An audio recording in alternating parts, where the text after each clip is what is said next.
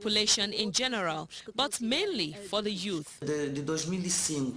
Since 2005, we have a program for the spare time of the youth and sensitization campaigns. We organize sporting activities because the message is passed in those activities where the youths are gathered, and we organize championships amongst communities. In Guinea, sensitization is a primary agent the country seeks to use as a catalyst for change. For a country which had become so associated with illicit drugs, it is a battle for the soul of the country. It was seen as the drug hub of West Africa. We were pained to see the image of our country tarnished, but we had to accept it because we lived off the process of drugs. Everybody was involved. I mean the general administration, civilian, military, police. At the time, 40% was involved.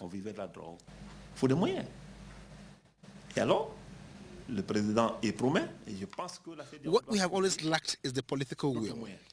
Today, the democratically elected president, Alpha Condé, has decided to establish this general secretariat and place it under his watchful eye. This shows that henceforth, we have done away with all external influence. An interministerial committee has been established to give impetus to the country's campaign. There is even an institute devoted to the study of illicit drugs.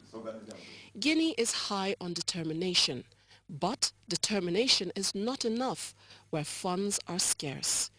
Guinea is not exactly prosperous at the moment. Our resources are limited, but we have courage and political will. With the aid of the European Union, the Guinean government, through the Committee on Drugs, developed its first national action plan on the fight against drugs with 11 important projects. This involved the education sector, youth ministry, social affairs, information and communication. The problem of finance.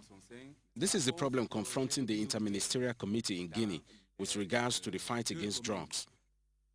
With no funds, there is little hope for rehabilitation of drug addicts in Guinea. There is actually no facility for rehabilitation or program for reintegration in the country. The treatment of addicts is the responsibility of the psychiatric unit at the teaching hospital in Conakry. This serves the whole of Guinea and reportedly some of her neighbors. The hospital, and by extension the country, has only one trained toxicologist. We are the only psychiatry for the whole country. We receive not only from Guinea, but also from neighboring countries. There are no rehabilitation centers, no social integration centers for these patients. When they leave the hospitals, there ought to be a center for these people with drug problem to care for them. But when they leave, they are found in the streets, in the families, and then they return to drug again. This is the burden parents of addicts in Guinea, such as Diarake Condé, have to bear. He struggles with the mental agony as the future of his son, being treated by Dr. Keita in the psychiatric ward just behind him, hangs in the balance. If I say I wasn't affected, that would be the worst lie. This may sound religious. I am Alaji, and my wife is Alaja. When we were told that our son is using drug, that touched us. We were affected. It was like having a child that doesn't reflect the reputation of the family. Many addicts do not actually present psychiatric symptoms, meaning that in Guinea they have nowhere to turn to if they need help to kick the habit. Most countries in West Africa are at this crossroad. There is no family in West Africa now that is not touched one way or the other by the use of illicit drug by young people in their respective families. It is ruining our youth. It is ruining the economies of our countries, and it is ruining governance. The Economic Community of West African States, ECOWAS, has long identified the menace posed by drugs. In 2008, ECOWAS heads of state endorsed a regional policy on drugs with an action plan. It has a balanced approach covering both the supply and demand elements. ECOWAS coordinates regional strategies to stem the flow of drugs into the region. It is also driving the drug demand control component. This is why it brought together experts in Accra to devise strategies for drug demand control. Advocacy for prevention, for treatment of this increasing drug abuse has to be evidence-based. And evidence-based means we have to set up a structure that will allow us to effectively gather information, analyze that information, and share it to the various stakeholders who will be able to implement these decisions for the benefit of our community citizens. Obviously, the capacity of most member states in this regard is severely limited, and they need help, especially for building capacity. En Guinée, la réalité du terrain montre que Unfortunately, in Guinea, there is no center for rehabilitation for former drug addicts. A center was provided for in the first National Drug Action Plan, but due to financial constraints, this gap remains to be filled. I believe there is need to strengthen the ECOWAS actions and activities. The meeting held a while ago in Accra concerning prevention and reduction of drug use was of extreme importance. It was a commendable decision, which we wish will continue. Nigeria has a lot of manpower in terms of drug demand reduction, no doubt about that. But the rate of the problems as it goes on, you cannot compare with manpower that has been produced.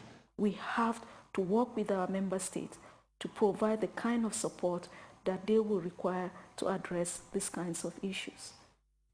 At Sahara, a drug den in Accra, an addict persistently followed us in the course of shooting this film, insisting on singing this song. Even in his slightly delirious state, he recognized an opportunity to save others from the quagmire he has found himself.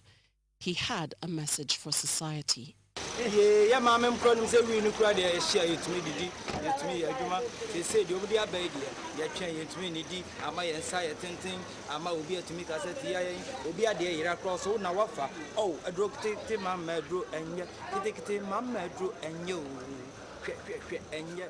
Drugs, he sings, is mind-bending.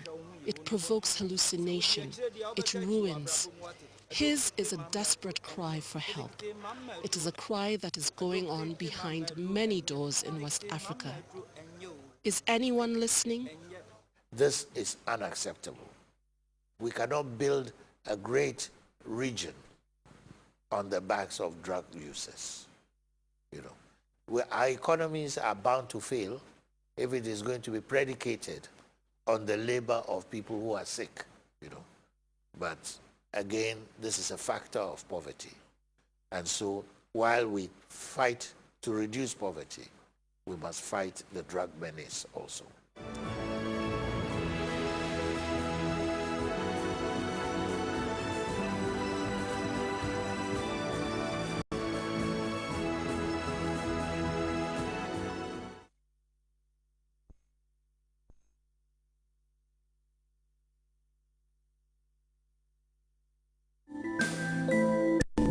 For many decades, development was an illusion to the people of the Gambia.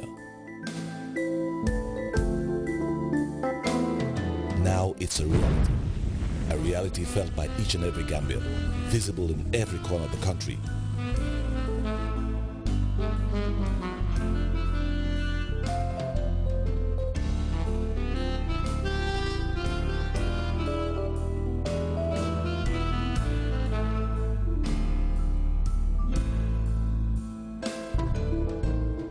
Qualitative leaps forward in making the population healthier, with wider opportunities for education and gainful enterprise, marked the first measure of Jammeh's leadership.